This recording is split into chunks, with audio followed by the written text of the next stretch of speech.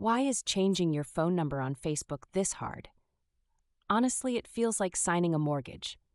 You go in thinking it'll just be a two-click job, and suddenly you're being asked to confirm things you don't remember ever setting up.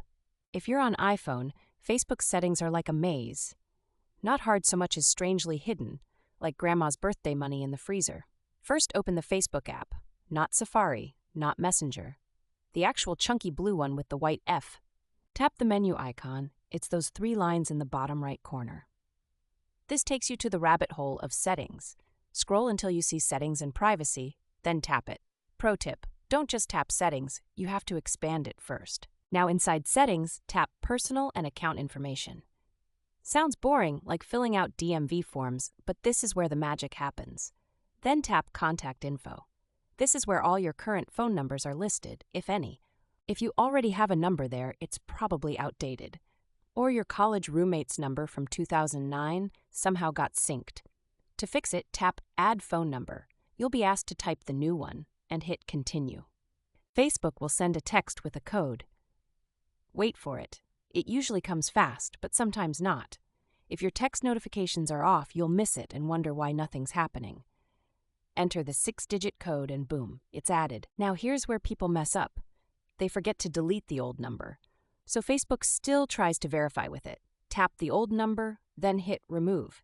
It'll ask you to confirm, like it's about to delete a social security record. Always make sure your new number is set as primary. If it's not, Facebook won't use it for login verifications or two-factor stuff.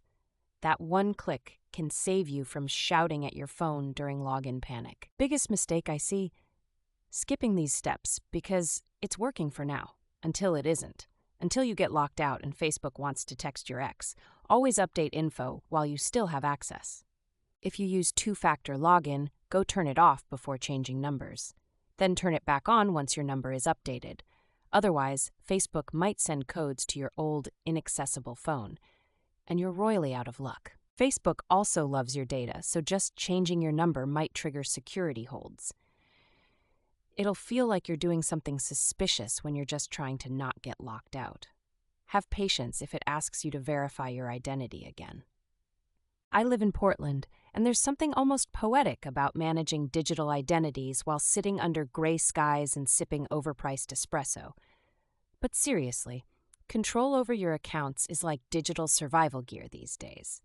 Don't neglect it.